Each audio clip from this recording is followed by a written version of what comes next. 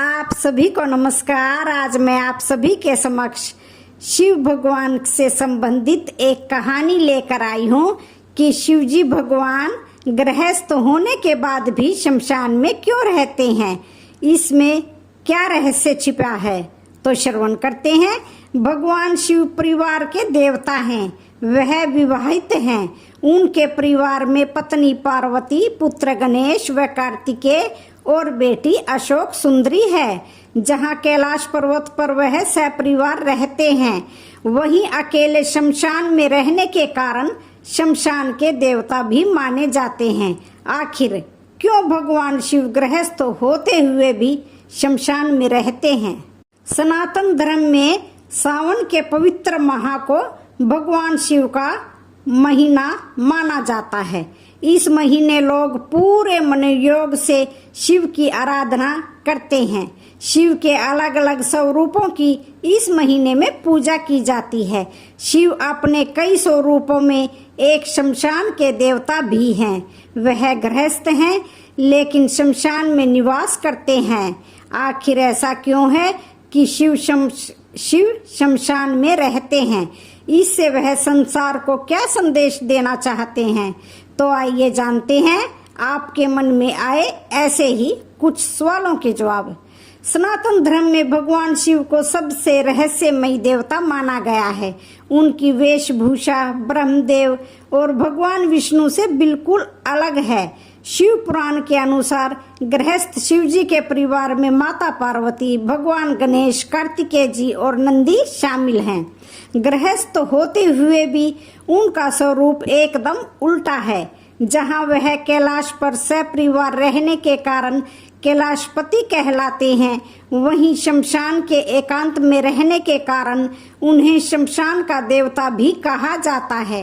वह कीमती वस्त्र और आभूषणों के बजाय भस्म धारण करते हैं।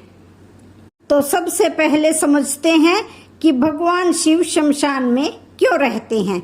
शिव जी को सामान्य तौर पर परिवार का देवता कहा जाता है, इसलिए ज्यादातर गृहस्थ लोग शिव परिवार की प्रतिमाएं या तस्वीरें अपने पूजा घरों में रखते हैं। लेकिन वे सांसारिक होते हुए भी शमशान में रहते हैं। दरअसल पूरा संसार या आपका परिवार मोह माया का प्रतीक है, वहीं शमशान वैराग्य का प्रतीक माना जाता है। अगर आप किसी के अंतिम संस्कार में शामिल होने के लिए शमशान गए होंगे तो आपने ये जरूर सोचा होगा कि जिंदगी भर की भाग दौड़ का अंत ये है। सनातन धर्म में इस सोच को क्षणिक वैराग्य कहा गया है। भगवान शिव के शमशान में रहने के पीछे हर प्राणी के जीवन प्रबंधन का सूत्र छिपा है। तो शमशान में रहने के पीछे छुपा है जीवन का मंत्र। भगवान शिव का गृहस्थ होते हुए भी शमशान में रहना बताता है कि हर व्यक्ति को संसार में रहते हुए अपने कर्तव्य को पूरी निष्ठा के साथ निभाना चाहिए, लेकिन इसके लिए मोह माया में बंधे रहना जरूरी नहीं है। आसान शब्दों में कहें तो शिव का ये स्वरूप शिक्षा देता है कि जीवन में सब कुछ करते हुए भी मन और आत्मा से वैराग्य को धारण करना चाहिए। ये संसार नश्वर है, इसलिए आपके जीवन में मौजूद हर चीज एक दिन नष्ट हो जाएगी। इसलिए संसार में रहते हुए भी किसी से मोह नहीं रखना चाहिए। इंसान को किसी भी सुख या चीज से मोह नहीं रखना चाहिए। इसमें एक और सीख छुपी है कि अच्छी और खराब परिस्थितियों में व्यक्ति को समभाव रहना चाहिए। शिव के शमशान में रहने को लेकर धार्मिक मान्यता भी है।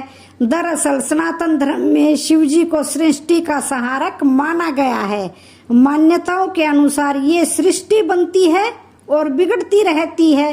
भगवान ब्रह्मा सृष्टि की रचना करते हैं, भगवान विष्णु सृष्टि का पालन करते हैं, वही भगवान शिव कलयुग का अंत होने पर भी सृष्टि का संहार करते हैं। वहीं हम सभी जानते हैं कि शमशान में जीवन का अंत होता है, वहाँ सब कुछ भस्म हो जाता है। इसलिए शिव जी का निवास ऐसी जगह है जहाँ मानव शरीर, उस शरीर से जुड़े सभी रिश्ते, हर मोह और सभी तरह के बंधन खत्म हो जाते हैं। जीवों की मृत्यु के बाद आत्मा शिव में ही समा जाती है, इसलिए शिव शमशान में वास करते हैं और शमशान के देवता कहलाते हैं। आप लोगों ने कभी सोचा है कि महादेव अपने शरीर पर भस्म क्यों लगाते हैं? वह भी किसी लकड़ी की भस्म नहीं, बल्कि चिता की भस्म। धार्मिक मान्यता के अनुसार भगवान शिव को मृत्यु का स्वामी माना गया है। उनके अनुसार शरीर नश्वर है और एक दिन जलकर भस्म में बदल जाएगा। जीवन के इसी पड़ाव का भगवान शिव सम्मान करते हैं। इस सम्मान को वो अपने शरीर पर भस्म लगाकर प्रकट करते हैं। इससे हमें ये संदेश भी मिलता है कि इस शरीर पर घमंड नहीं करना चाहिए। सुंदर से सुंदर व्यक्ति भी मृत्यु के बाद भस्म बन जाएगा। वहीं शिव भस्म को लगाकर उसकी पवित्रता को सम्मान देना चाहते हैं। माना जाता है कि शव को जलाने के बाद बची हुई राख में उसके दुख, सुख, बुराई, अच्छाई सभी कुछ भस्म हो जाती है। इसलिए चिता की भस्म को शिव पवित्र मानकर धारण करते हैं। अघोरी, सन्यासी और कई साधु अपने शरीर पर भस्म लगाते हैं। क्या इसके पीछे कोई विज्ञान भी है? दरअसल भस्म हमारे शरीर के रोम छिद्रों को बंद कर देती है। भस्म को शरीर पर लगाने से गर्मी में गर्मी और सर्दी में सर्दी नहीं लगती है। इस तरह भस्म धारण करने वाले शिव यह संदेश भी देते हैं कि परिस्थितियों के अनुसार अपने आप को ढालना सबसे बड़ा गुण है। वहीं एक कथा भी प्रचलित है कि जब भगवान शिव और माता सती को यज्ञ के लिए निमंत्रण नहीं मिलने पर सती ने क्रोध में आकर खुद को अग्नि के हवाले कर दिया था, तो भगवान शिव उनका शव लेकर धरती से आकाश तक हर जगह घूमे। विष्णु जी भगवान शिव की ये दशा देख नहीं पाए और माता सती के शव को छूकर उन्होंने उसे भस्म में बदल दिया। इसके बाद शिवजी ने माता सती को याद कर वही राख अपने शरीर पर लगा ली। तो आज की शिवजी भगवान की ये कहानी कैसी लगी? वीडियो अच्छी लगी हो तो चैनल को लाइक, शेयर, सब्सक्राइब जरूर करें। धन्यवाद।